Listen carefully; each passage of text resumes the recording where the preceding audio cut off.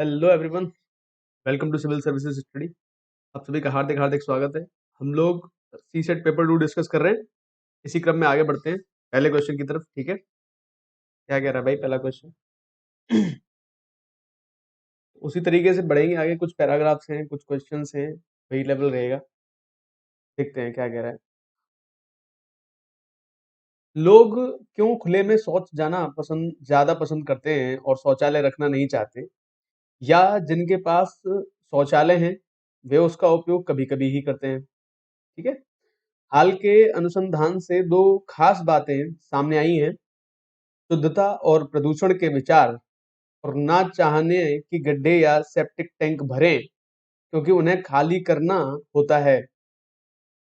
ये वे मुद्दे हैं जिन पर कोई बात नहीं करना चाहता, लेकिन यदि हम खुले में शौच की प्रथा का उन्मूलन करना चाहते हैं तो इन मुद्दों का सामना करना होगा और इनसे समुचित तरीके से निपटना होगा। देखो भाई, स्वच्छता मिशन इतना फेमस रहा है, खुले में शौच तो तुम जानते हो जगत व्यापी समस्या रही है।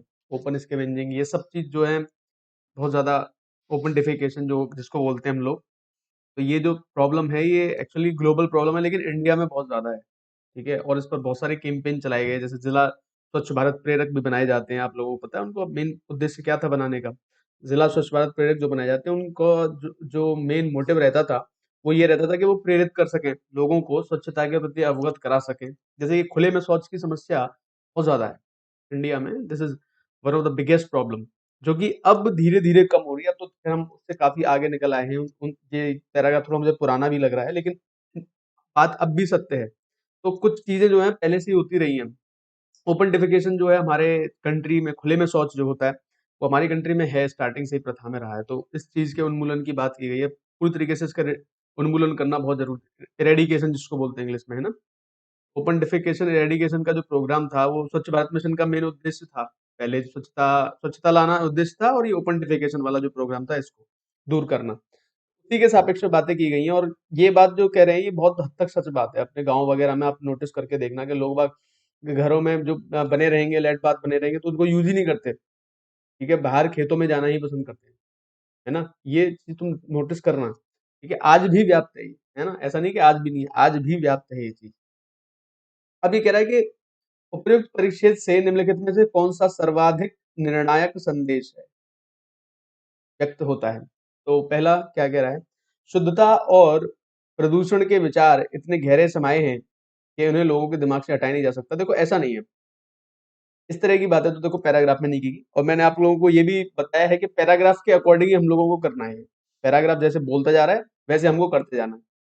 अगला क्या कह रहा है? लोगों को समझना होगा कि शौचालय का उपयोग, गड्ढों का खाली किया जाना शुद्धता की बात है, ना कि अशुद्धता की बात। देखो ये बात तो इसमें की गई है, इसको होल्ड कर लो। यहाँ पे बात की गई है, हाल के अनुसंधान से दो खास बातें सामने आई है कि शुद्धता और प्रदूषण के विचार, और ना चाहना कि गड्ढे या सेप्टिक टैंक भरे क्योंकि उन्हें खाली करना होता है ना। समझ रहे हो? लोग बाग ये समझते हैं अरे इनको खाली करना पड़ेगा, वो अशुद्धता की बात समझते हैं, लेकिन है शुद्धता की बात, है ना। तीसरा देख लेते हैं, लोग अपनी पुरानी आदतों को बदल नहीं सकते, ये बात भी नहीं है इसमें की गई। लोगों को ना तो नागरिक बोध है और ना ही एकांतता प्राइवेसी का बोध है, ऐसा भी नहीं है। सिर्फ और सिर्फ देखो एक ही ऑप्शन जो है हम लोगों का जो सच हो सकता है, और जो कि सच भी है अकॉर्डिंग टू द पैराग्राफ, वो एक ही ऑप्शन हमारे सामने है, और वो ऑप्शन यही है। समझ रहे हो? ओपन डिफिकेशन के ऊपर था पूरा पैराग्राफ। ठीक है, और उनकी मनोवृत्ति, आदमियों की मनोवृत्ति, लोगों की मनोवृत्ति किस तरीके की है ना, उसके बारे में पढ़ते हैं नेक्स्ट क्वेश्चन की तरफ। Gopal bought a cell phone, Gopal ने एक सेल फोन खरीदा and sold it to Ram with a 10% profit, 10% के प्रॉफिट में बेच दिया। Later Ram wants to sell it back to Gopal at a loss of 10%, Gopal को 10% के लॉस पर बेचना चाहता है वो राम वापस। तो if Gopal agrees what will be his position? अब देखो ध्यान से समझना बात को, इस क्वेश्चन में तुम क्या गड़बड़ कर सकते हो थोड़ी सी वो समझाता हूँ। ये गोपाल के सापेक्ष में हमसे पूछ रहा है कि गोपाल को कितना प्रॉफिट या नुकसान होगा। ये बहुत ही सिंपल क्वेश्चंस होते हैं दोस्तों, इसमें तुम आसानी से कैलकुलेट कर सकते हो। देखो अगर मान लो गोपाल की बात मैं करूँ, तुमको बहुत इजी लैंग्वेज में समझाता हूँ। मैं अगर गोपाल की बात करूँ तो गोपाल ने 100 रुपए का खरीदा वो। ठीक है, गोपाल ने फोन कितने रुपए का खरीदा? 100 रुपए का खरीदा। फिर गोपाल ने क्या काम किया, 100 रुपए पर 10% का प्रॉफिट लिया, 10% प्रॉफिट लिया, तो 10 रुपए का 10, 100 रुपए का 10% कितना? 10। कितने रुपए का हो गया ये? 110 रुपए का। 110 रुपए का जब ये हुआ तो ये इसने उठा के राम को बेच दिया। राम ने कितने रुपए में खरीदा इसको? 110 रुपए में। अब राम इसको 1% की हानि पर बेचना चाहता है। 1% की हानि पर बेचना चाहता है। तो राम अगर 1% की हानि पर बेचना चाहेगा तो 110 रुपए की चीज है, सॉरी 10% की हानि, तो इस पे अगर 10% कम करेगा वो, समझना ध्यान से बात को। अगर 110 रुपए की चीज है, उस पे 10% यानी 11 रुपए कम कर दो। 110 का 10% कितना होगा? 110 का 10% कितना होगा? 11 रुपए। 11 रुपए। 11 रुपए इसमें से कम कर दो। 110 में से अगर 11 बचाओगे तो कितने रुपए का पड़ रहा है? 99 रुपए का। है कि नहीं भाई? 99 रुपए का है कि नहीं? तो अब उसकी पोजीशन देखो बेचारे की क्या बनेगी, तुम खुद सोचो। बेचारे को नुकसान हो रहा है, फायदा हो रहा है? नुकसान हो गया ना। पोजीशन क्या बनी? अब गोपाल ने जो है, जो चीज 100 रुपए की थी उसको 110 रुपए में बेच दिया था। ठीक है, उसको 110 रुपए में बेच दिया था। अब ये गोपाल को बेचेगा 99 रुपए में। अब गोपाल को कितने रुपए में बेचेगा ये? 99 रुपए में बेचेगा। तो गोपाल की पोजीशन क्या हो रही है? ध्यान से समझना बात को। गोपाल की पोजीशन क्या बन रही है इसमें? तो 100 रुपए की चीज जो थी, गोपाल कितने में खरीद रहा है? 99 रुपए में। 100 रुपए की चीज को कितने रुपए में खरीद रहा है? 99 रुपए में। तो इस टाइम जो उसकी पोजीशन है गोपाल की, वो क्या है? 1% के प्रॉफिट वाली है। इसमें बहुत सारे लोग गलतियां करेंगे। इसमें बहुत सारे लोग गलतियां करेंगे, ऑप्शन में लॉस लिख के आ जाएंगे, लेकिन नहीं, ऐसा नहीं है। ऐसा नहीं है। गोपाल की पोजीशन प्रॉफिट वाली है। 100 रुपए की चीज को वो कितने में खरीद रहा है? 99 रुपए में खरीद रहा है। तो इस टाइम वो प्रॉफिट की पोजीशन में है। समझे बात को? नहीं समझे? दोबारा समझ लो। 100 रुपए की चीज थी, गोपाल ने ली थी 100 रुपए की चीज को 110 रुपए में बेच दिया। अब वो 110 रुपए वाला कहता है कि भैया मुझे भी 10% का मैं नुकसान लेके बेचूं, मैं बेच दूं इसको। तो 110 रुपए की चीज पे 10% का नुकसान लिया। कितने रुपए कम कर दिए? 110 में 11 रुपए कम हो गए। चीज पड़ गई 99 रुपए की। तो जो चीज का प्राइस 100 रुपए था, वो अब 99 में जा रही है। और 99 रुपए में कौन खरीद रहा है वापस? गोपाल खरीद रहा है। तो गोपाल अब क्या है? 1% के प्रॉफिट की स्थिति में। 10% का प्रॉफिट तो वहां ऑलरेडी ले लिया उसने, 1% का प्रॉफिट यहाँ पे लिया उसने। 100 रुपए की जो चीज है वो कितने में खरीद रहा है? 99 रुपए में। ठीक है, ये बात ध्यान रखनी है, इंपॉर्टेंट क्वेश्चन है, गलतियां बहुत कराएगा ये तुमसे। पढ़ो भाई आगे। क्या कह रहा है? पिछले 2 दशकों में विश्व के सकल घरेलू उत्पाद जीडीपी में 50% की वृद्धि हुई है, जबकि समावेशी संपदा मात्र 6% बढ़ी है। हाल के दशकों में जीडीपी संचालित आर्थिक निष्पादन ने मानव पूंजी जैसी समावेशी संपदा को और जंगल, जमीन एवं जल जैसी प्राकृतिक संपदा को केवल क्षति ही पहुंचाई है। ओके, इंपॉर्टेंट है। हाल के दशकों में जीडीपी संचालित आर्थिक निष्पादन ने मानव पूंजी जैसे जैसी समावेशी संपदा को और जंगल, जमीन एवं जल के जैसी प्राकृतिक संपदा को केवल क्षति ही पहुंचाई है। पिछले 2 दशकों में विश्व की मानव पूंजी, जो कुल समावेशी संपदा का 57% है, केवल 8% ही बढ़ी। प्राकृतिक संपदाओं में, जो कुल समावेशी संपदा का 23% है, विश्व स्तर पर 30% की गिरावट आई है। ओहो, ये तो काफी कुछ भयावह स्थिति बता रहा है।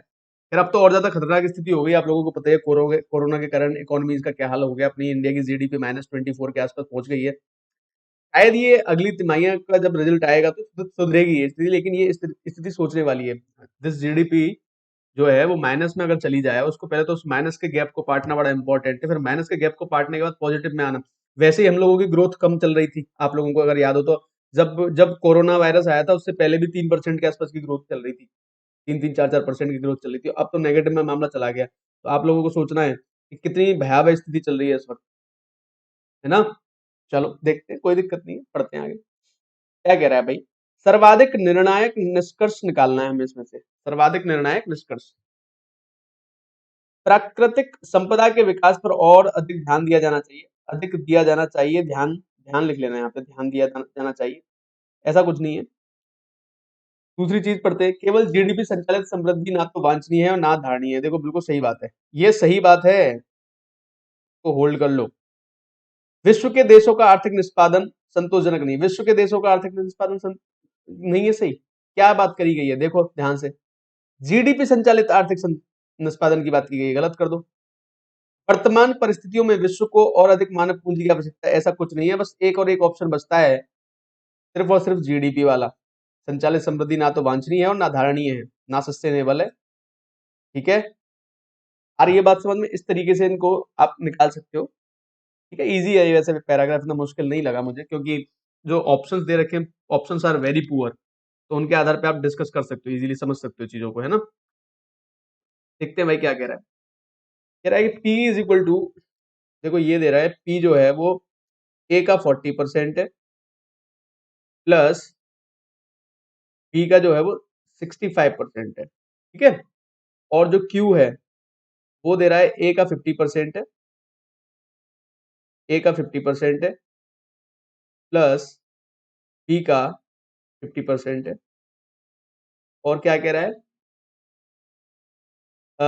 A बड़ा है B से, A बड़ा है B से, तो इनमें से कौन सा कथन सही है। तो चलो कथन पढ़ते हैं, क्या क्या कह रहे हैं ये कथन, उसके अकॉर्डिंग डिसाइड करेंगे, जो सही होगा उसको लगाएंगे अपना।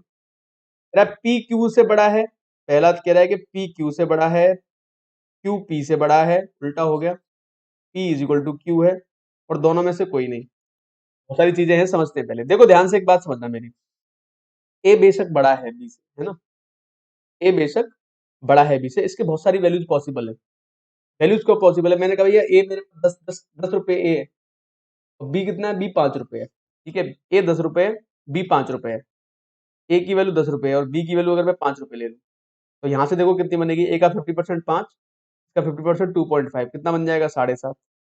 ठीक है, और यहाँ देखो, यहाँ पे A का 40% कितना बनेगा, 4 रुपए, प्लस B का 65% कितना बनेगा, तो 5 का 65% निकालोगे तुम, 65/100 करना, तो भैया ये कितना बन जाएगा तुम्हारा, 5×25, 5/100, 3.25, ये 3.25 बनेगा।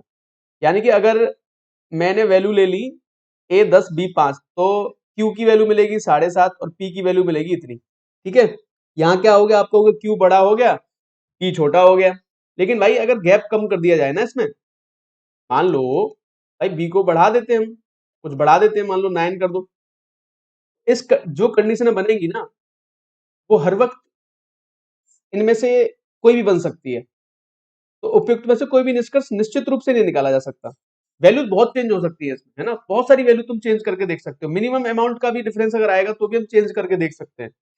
तो हम, हमारे पास मल्टीपल वैल्यूज है इसकी, हम बहुत सारी वैल्यूज को रख के इसमें देख सकते हैं, तो इसका कोई निष्कर्ष उचित तो नहीं निकाल सकते, मेरा जो नजरिया है, और आप लोग समझने की कोशिश करो इसको थोड़ा सा।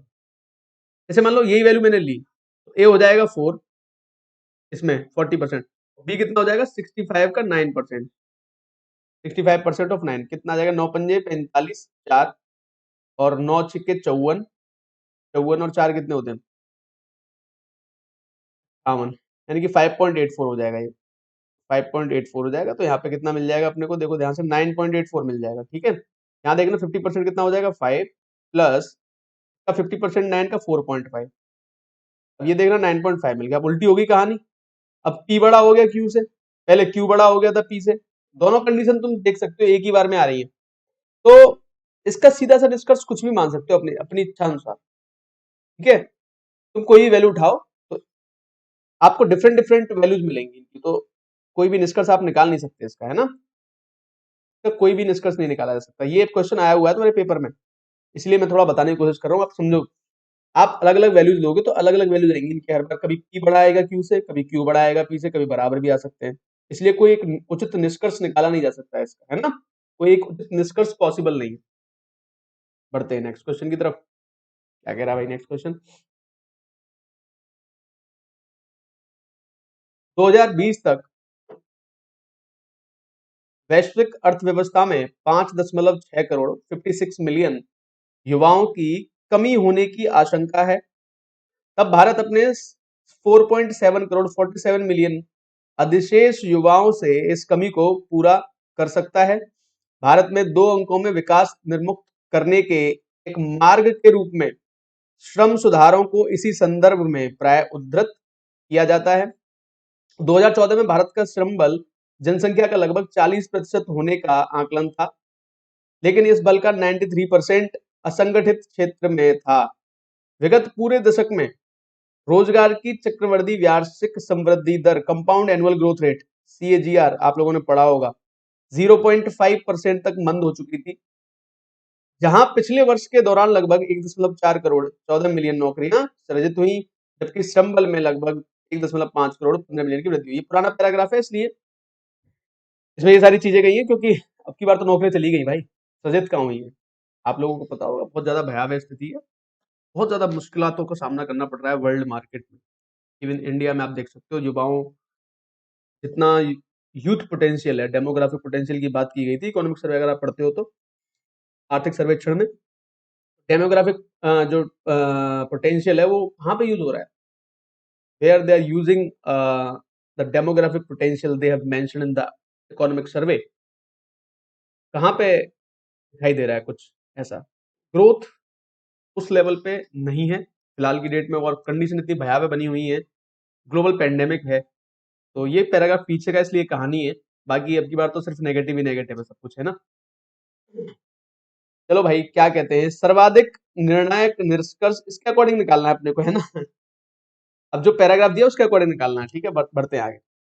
भारत को अपनी जनसंख्या वृद्धि पर अवश्य ही नियंत्रण करना चाहिए ताकि इसकी बेरोजगारी दर कम हो सके। अरे भाई नहीं, डेमोग्राफिक पोटेंशियल की तो बात की गई है, जितने ज्यादा युवा होंगे उतना ज्यादा दम होगा, ये बात कही है, मैं नहीं कह रहा हूँ, ये बात इसमें कही गई है, ठीक है।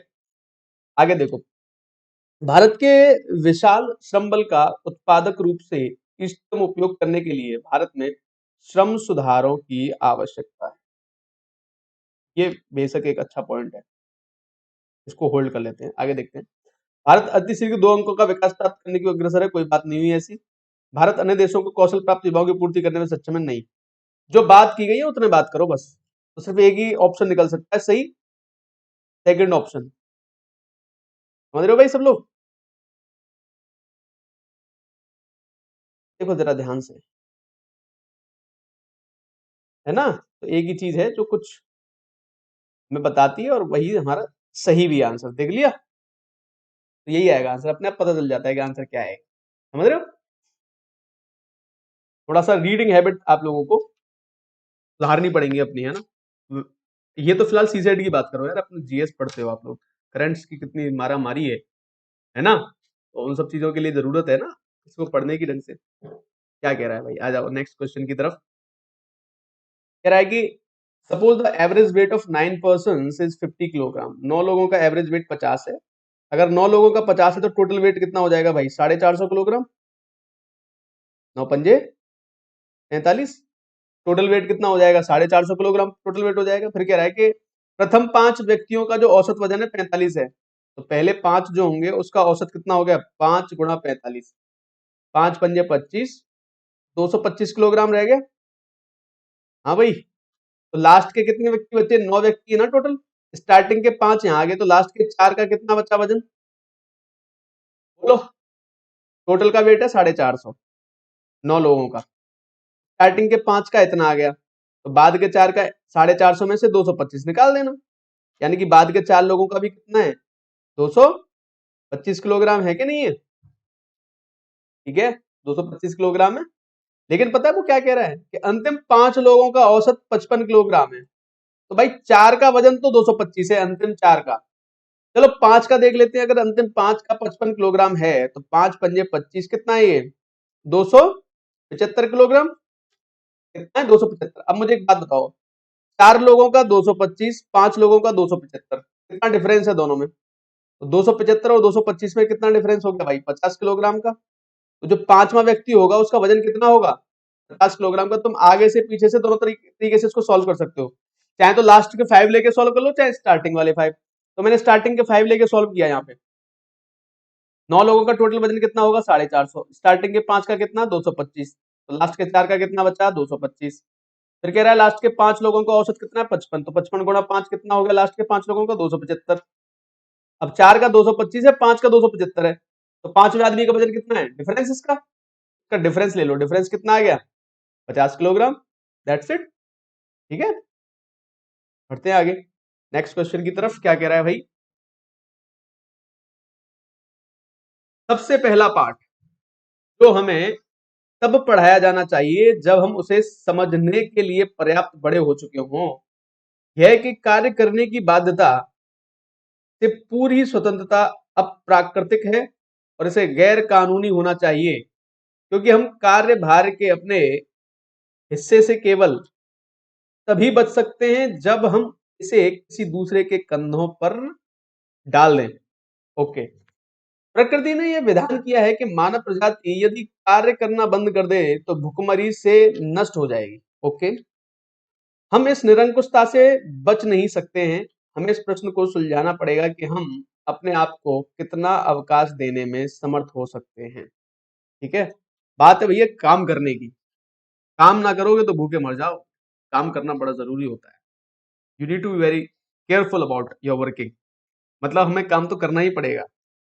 आज तुम पढ़ाई का काम कर रहे हो, कल तुम देश के लिए काम करोगे, समाज के लिए काम करोगे। समझ रहे हो मेरी बात? चलो, उपयुक्त परिच्छेद का मुख्य विचार क्या है ये आप लोगों को? मनुष्यों के लिए यह आवश्यक है कि वे काम करें। बात ठीक है, होल्ड कर लो। कार्य एवं अवकाश के मध्य संतुलन होना चाहिए, ये बात नहीं की गई इसमें, है ना। ये बात ये इसलिए कही है अवकाश वाली बात कि हमको ये देखना पड़ेगा हमें कितना काम करने की आवश्यकता है, कितना हॉलीडे लेने की आवश्यकता है। तो ये वाला सेकंड वाला ऑप्शन नहीं है, बहुत अच्छी तरीके से एलिमिनेट करना पड़ेगा ये, है ना, ध्यान से। कार्य करना एक निरंकुश कार्य नहीं भाई, निरंकुशता नहीं है। कार्य करना ही तो सबसे बड़ी बात है जिसका हमें सामना करना ही पड़ता है। नहीं, मनुष्य के लिए कार्य की प्रकृति को समझना आवश्यक है। यही ऑप्शन है भाई करेक्ट। इसके अलावा कोई दूसरा ऑप्शन नहीं बनेगा इसमें। करेक्ट बात आ गई। समझ रहे हो? बात स्टार्टिंग से यही कही गई है। इसको एक बार पढ़ना पैराग्राफ को, खुद से ध्यान लगाना इस पे, है ना, कि ये आंसर मैंने क्यों मार्क किया है। पढ़ने के साथ साथ समझना पड़ेगा। पहला ऑप्शन भी तो सही लग सकता है, पहला ऑप्शन सही नहीं है, लेकिन सेकंड ऑप्शन ही सही है। ठीक है, चलो भाई बढ़ते हैं आगे। क्या कह रहा है भाई ये हमसे? 6 स्त्रियों के एक समूह में 4 टेनिस खिलाड़ी हैं, 4 समाजशास्त्र में स्नातकोत्तर हैं, एक वाणिज्य स्नातकोत्तर है और 3 बैंक कर्मचारी हैं, जबकि अमला और कोमला बेरोजगार हैं। कोमला और निर्मला टेनिस की खिलाड़ी हैं। अमला, कमला, कोमला और निर्मला समाजशास्त्र में स्नातकोत्तर हैं, इनमें से 2 बैंक कर्मचारी हैं। ओके भाई, इसमें तो अब टेबल बनानी पड़ेगी कि ये पजल का टाइप का सा क्वेश्चन है। एक पजल दे रखी है, इसको हमें देखना पड़ेगा, है ना। देखो ध्यान से, पहली 2 लड़कियों का नाम क्या है? अमला और कोमला। तो अमला और कोमला। अन्य लड़कियों के नाम क्या है? कोमला और निर्मला। कोमला और निर्मला। अमला, कमला। अमला, कमला नहीं आई है अभी यहाँ पे। कोमला और निर्मला, कमला भी लिख लो यहाँ पे भाई। ठीक है, श्यामला मिल गई। और छठी का तो कोई नाम ही नहीं है ना। चलो कोई बात नहीं। कुछ टेनिस खेलती हैं। ठीक है, समाजशास्त्र में स्नातकोत्तर हैं, समाजशास्त्र में। कुछ वाणिज्य में है, कुछ बैंक कर्मचारी हैं। इस तरीके से बना है पूरा, है ना। कुछ बैंक कर्मचारी हैं। ठीक है, अब देख लेते हैं क्या क्या प्रोसीजर बनेगा, उसके हिसाब से देखेंगे भाई अपना। क्या कह रहा है पहला? अमला और कोमला। अमला और कोमला दोनों बेरोजगार हैं। ठीक है, आगे बढ़ते हैं। कोमला और निर्मला टेनिस प्लेयर है। कोमला और निर्मला टेनिस प्लेयर है। जहां पे टेनिस प्लेयर राइट लगाता जा रहा हूँ, जो जो मिलता जाएगा। अमला, कमला। अमला, कमला, कोमला और निर्मला समाजशास्त्र में स्नातकोत्तर है। इनमें से 2 बैंक कर्मचारी, अब ध्यान से समझो बात को, इनमें से 2 बैंक कर्मचारी कौन से होंगे? निर्मला और कमला होंगे। क्यों होंगे भाई? इनमें से 2 बैंक कर्मचारी ये क्यों होंगे? क्यों? क्योंकि ये दोनों तो बेरोजगार है ना। तो ये तो कोई रोजगार करते ही नहीं, अमला और कोमला। तो निर्मला भी बैंक कर्मचारी बनेगी, कमला भी बैंक कर्मचारी बनेगी। ठीक है भाई, आगे क्या दे रहा है? श्यामला वाणिज्य में स्नातकोत्तर है। श्यामला वाणिज्य में स्नातकोत्तर होगी। श्यामला जो है ये वाणिज्य में स्नातकोत्तर होगी श्यामला। लास्ट, आगे क्या कह रहा है? तो इनमें से कौन टेनिस की खिलाड़ी और बैंक कर्मचारी दोनों? तो टेनिस की खिलाड़ी और बैंक कर्मचारी कौन है हमारी? निर्मला। मिल गया ना, निर्मला है वो। तो इस तरीके से इस पजल को सॉल्व कर सकते हो easily without wasting your time. हाँ, सबसे इंपॉर्टेंट बात इसमें बतानी है जो टेबल किस तरीके से बनानी होती है। इतनी सारी चीजें दे रखी हैं, वो इन सब चीजों में सम्मिलित है। तो इस तरह से टेबल बनाओ जैसे मैंने बनाई है। आगे से भी आपको ये ध्यान रखना है, इसी तरह की टेबल बनाओगे तो तुमको आसानी रहेगी इसको सॉल्व करने में हमेशा। ठीक है, आगे देखते हैं, नेक्स्ट क्वेश्चन की तरफ बढ़ जाते हैं हम लोग। क्या कह रहा है भाई? कह रहा है कि कथन है, एक अच्छा स्वर एक नैसर्गिक प्रतिभा है, लेकिन संगीत के क्षेत्र में उन्नति और श्रेष्ठ प्रदर्शन के लिए अभ्यास करते रहना चाहिए। और निष्कर्ष क्या निकाले इसके? नैसर्गिक प्रतिभाओं को प्रशिक्षण और देखभाल की आवश्यकता होती है। किसी का स्वर अच्छा ना होने पर भी उसे अभ्यास करते रहना चाहिए। देखो ये तो है ही नहीं, खत्म कहानी इसकी, ये तो होएगा ही नहीं। कौन सा होगा? सिर्फ फर्स्ट ऑप्शन होगा, पढ़ते पढ़ते समझ में आना चाहिए। अच्छा स्वर एक नैसर्गिक प्रतिभा है, लेकिन संगीत के क्षेत्र में उन्नति और श्रेष्ठ प्रदर्शन के लिए अभ्यास करते रहना चाहिए। तो नैसर्गिक प्रतिभाओं को अब प्रशिक्षण और देखभाल की आवश्यकता होती है। तो केवल कौन सा निष्कर्ष एक अनुगमित होता है, ओनली सेकंड नहीं आएगा। ठीक है, उम्मीद कर रहा हूँ बात समझ में आ गई होगी। कोई बहुत ज्यादा टफ टास्क नहीं है, बहुत ही सिंपल टाइप का सा क्वेश्चन है यार, कर सकते हो इजीली, तुम इसको देख सकते हो, समझ सकते हो, है ना। पढ़ते हैं नेक्स्ट क्वेश्चन की तरफ। या माइनस कर लेना भाई, ये a माइनस बी होगा यहाँ पे, है ना। a माइनस बी का अर्थ a प्लस बी करूं मैं तो a b का पुत्र है, ठीक है।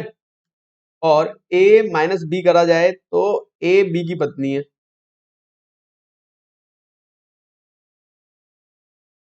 समझ रहे हो। अगर a प्लस बी करो तो a b का पुत्र है, और a माइनस बी करोगे तो a b की पत्नी है। अब पूछ कह रहा है p plus r minus Q पूछ रहा है, तो a माइनस बी पे क्या मिलता था? a b की पत्नी है, क्या मिलेगा? r q की पत्नी है। और यहाँ क्या हो रहा है भाई? प्लस, प्लस पे क्या होता था? a b का पुत्र है, तो p r का पुत्र है। तो भाई p अगर r का पुत्र है और r q की पत्नी है, तो p भाई साहब q के भी पुत्र है, p q का भी पुत्र है। और q भाई साहब क्या है? इसके पिताजी हैं। क्यों? क्योंकि r पत्नी है, तो r मम्मी बनी इनकी। समझ रहे हो बात को? r मम्मी हो जाएगी। आगे देखो क्या कह रहे हैं, q p का पुत्र है ना, p q का पुत्र बनेगा। q p की पत्नी है ना, q p का पिता है। बिल्कुल सही बात है, q जो है p का पिता है। q भाई साहब जो है अपने इसके पिताजी हैं, ठीक है। थर्ड ऑप्शन जो हो जाएगा वो क्या हो जाएगा भाई? हमारा सत्य वचन हो जाएंगे। तो ठीक है भाई, इस सेशन को यहीं पे एंड करते हैं हम लोग। नेक्स्ट सेशन में मिलते हैं आप लोगों से, तब तक के लिए धन्यवाद, थैंक यू।